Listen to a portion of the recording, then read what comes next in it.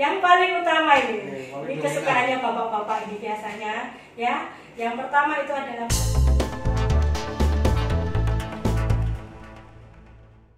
Assalamualaikum warahmatullahi wabarakatuh. Ketemu lagi dengan saya Rizky Effendi dalam acara podcast Kepilih, podcast kebijakan publik. Jadi hari ini kita kedatangan tamu Ibu Fenty Zanuarita SPD, betul? betul. Hai. Jadi beliau ini adalah seorang penyuluh keluarga berencana dari Dinas Pengendalian Penduduk dan Keluarga Berencana, Pemberdayaan Perempuan dan Perlindungan Anak Kabupaten Jombang. Selamat datang Ibu Fenty. Terima kasih Mas Rizky undangannya. Ini saya manggilnya Ibu Fenty apa Mbak Fenty aja? Mbak aja. Saya menolak untuk tua. Siap. Jadi hari ini kita akan membahas tentang topik KDRT, di mana akhir-akhir ini kita sering sekali membaca berita tentang KDRT yang dialami oleh Lesti Kejora dan Rizky Bilar. Jadi sebenarnya KDRT itu apa sih, Mbak?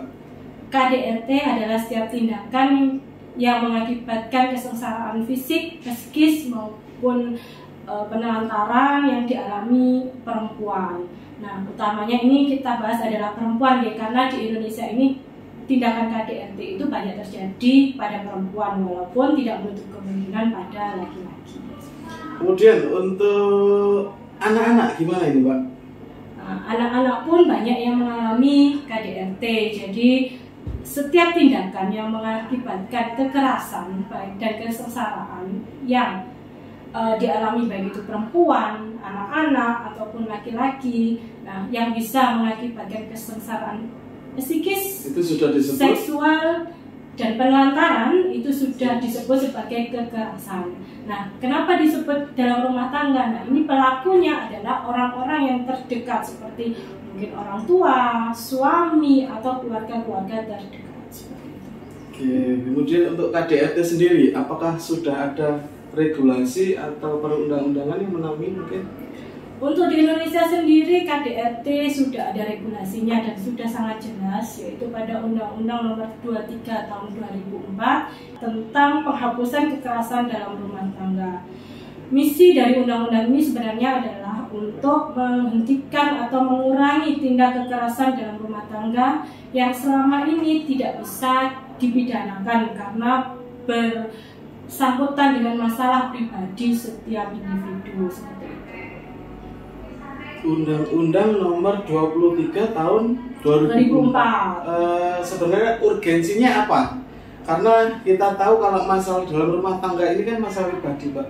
Ya, jadi undang-undang ini diperlukan karena selama ini tindakan kekerasan yang dilakukan dalam rumah tangga itu tidak bisa dipidanakan karena tidak ada regulasi atau hukum yang menaungi berkaitan dengan kekerasan.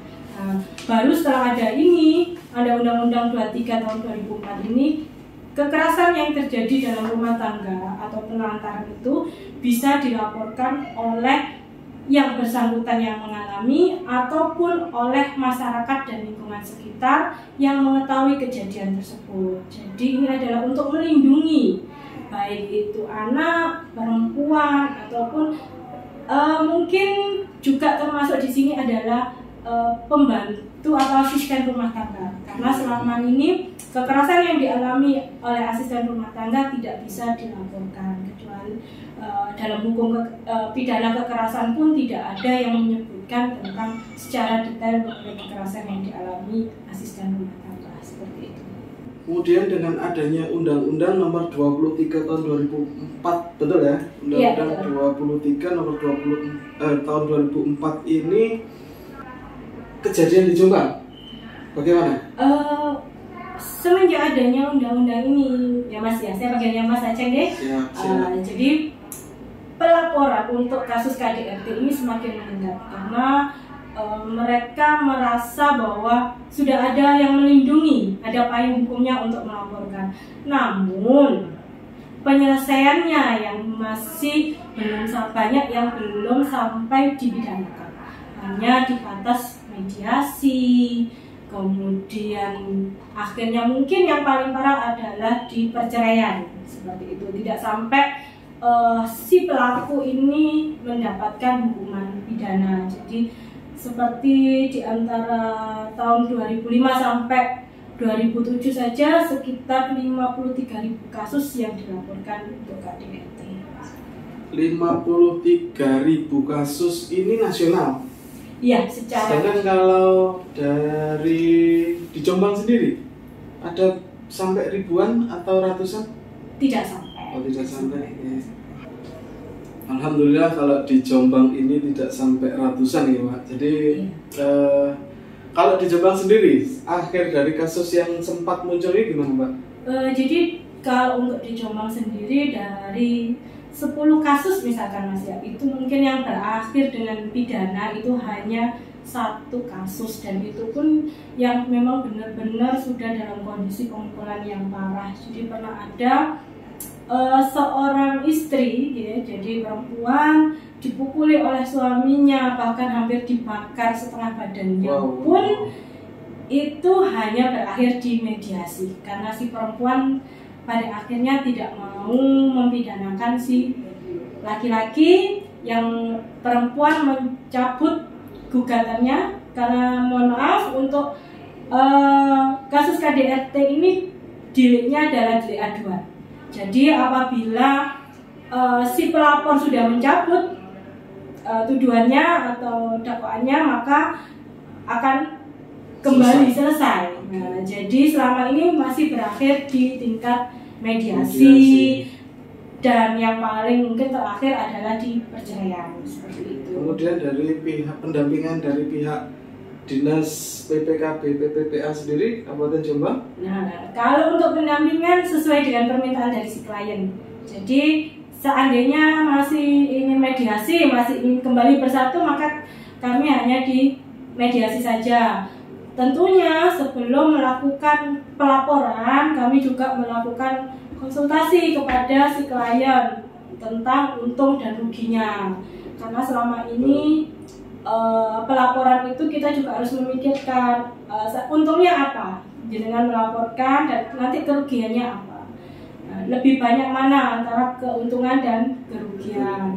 Itu bentuk pendampingan kami yang pertama. Yang kedua, seandainya masuk ke ranah hukum, maka kami pun siap mendampingi. Ada LBH yang siap mendampingi kalau seandainya dibutuhkan pengacara dan jasa biro hukum. Tapi seandainya dari si klien membawa sendiri pun tidak apa-apa. Jadi bentuk-bentuk pendampingan kami seperti itu. Selain kalau untuk yang sudah untuk pencegahan, kami melakukan sosialisasi ke desa, ke kecamatan untuk mensosialisasikan tentang KDRT tersebut. Agar jangan sampai terjadi di KDRT di sini ya, di Jombang. Kemudian apa sebab dari KDRT ini Pak? Kalau sebab paling banyak sekali. Yang paling utama ini kesukaannya bapak-bapak ini biasanya ya. Yang pertama itu adalah perselingkuhan biasanya. Nah, jadi kalau sudah ada kasus perselingkuhan, biasanya menjurusnya adalah ke KDRT karena merasa tidak mau disalahkan, egonya laki-laki ya Pak ya. Gini, perselingkuhan ini suaminya apa istrinya? Bisa jadi kan mungkin istrinya ketahuan, akhirnya suaminya emosi, terjadi pemukulan. Nah, selama ini yang paling banyak adalah perselingkuhan dari pihak laki-laki. Karena terus juga yang kedua, budaya kita yang patriarki, di mana wanita itu adalah patuh, nurut, dan semuanya harus menurut apa kata suami, sehingga wanita kurang berdaya untuk mempertahankan dirinya. Kemudian juga ada faktor ekonomi, ketimpangan ekonomi, dan seperti itu. Itu yang paling banyak untuk dicoba. Ekonomi itu bisa jadi mungkin suaminya pekerjaannya kurang income-nya kurang, atau si istri yang ingin minta lebih besar daripada yang keduanya. Bisa jadi keduanya. Jadi ada yang memang sebagian memang si suami ini ada ketimpangan antara si laki-laki dan perempuan, pendapatannya lebih besar yang perempuan, sehingga yang perempuan menjadi sombong ya, artinya kalau bahasa Jawanya itu ingkrak-ingkrak ya, seperti itu. Jadi harga diri laki-laki merasa ternodai. Yang kedua juga karena si laki-lakinya merasa dia mampu untuk membiayai si perempuan, akhirnya dia punya yang lain. Nah, soal akhirnya dia sedikit-sedikit langsung main. Tapi sebenarnya lebih ke watak seseorang. Jadi yang dibahas tadi kan sementara yang muncul ini si perempuan atau istri yang mengalami. Iya. Apakah ada di Jombang ini kasus yang muncul si laki-laki atau suaminya ini yang mengalami kekerasan? Sejauh ini sebenarnya ada. Nah, ya ada yang mungkin mengalami kekerasan dari laki-lakinya. Namun untuk yang terlapor itu sangat minim. Karena apa? Ego laki-laki merasa bahwa kok saya laki-laki bisa dilakukan kekerasan oleh perempuan. Jadi kalau untuk laki-laki yang melapor itu sangat jarang. Sangat jarang. Ya. Jadi kalau barusan dibahas tentang sebab. Ya. Untuk pencegahannya gimana? Selama ini untuk pencegahan dari kita itu ya seperti yang saya sampaikan, melakukan sosialisasi kepada masyarakat. Tapi kalau untuk dari pasangan sendiri tentunya kita harus menanamkan agama kepada anak, kepada keluarga, baik itu sebagai kepala rumah tangga. Terus kemudian melakukan komunikasi di antara suami dan istri sehingga tidak sampai terjadi kekerasan dalam rumah tangga. Kemudian juga menanamkan dari dini kepada anak bahwa kekerasan itu bukan suatu penyelesaian dari suatu permasalahan ya. Jadi seperti itu. Intinya semua masalah bisa dikomunikasikan. Betul. Kita cari jalan keluar, kita cari solusi lewat komunikasi. Betul.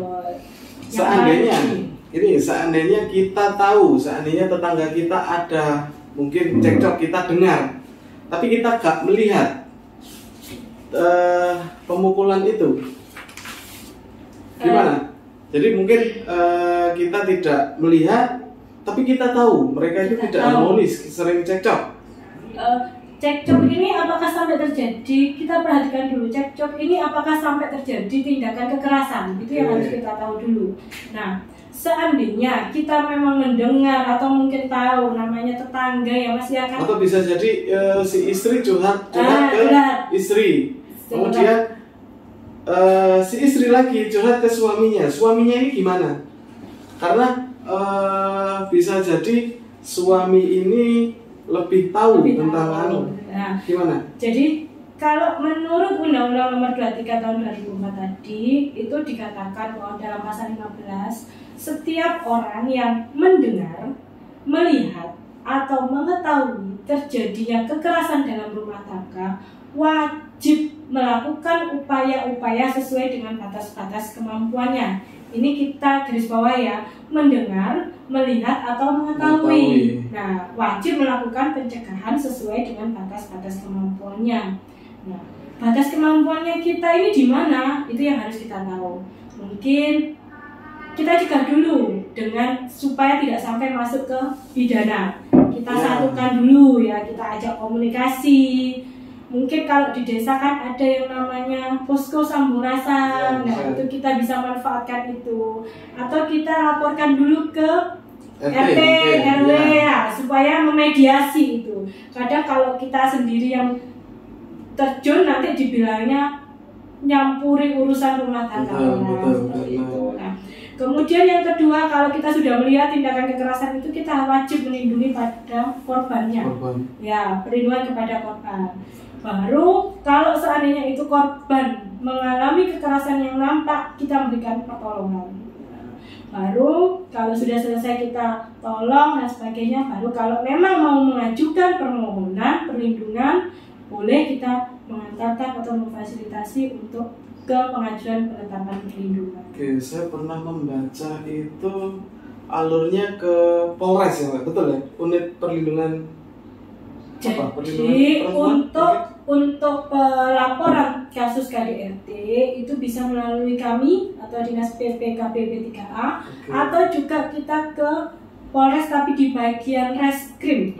Iya, reskrim. Nah, itu pun biasanya akan dilempar kembali ke kita atau ke Dinas PPKB P3A karena untuk melakukan mediasi tadi. Jadi tidak langsung ditindaklanjuti dengan pidana karena ya itu tadi berakhirnya rata-rata adalah mediasi, damai dan sebagainya karena tentunya banyak faktor ya untuk mempertimbangkan kenapa tidak sampai masuk ke ranah pidana. Seperti kasusnya Lesti sendiri juga akhirnya dicabut kembali kan. Nah, seperti itu.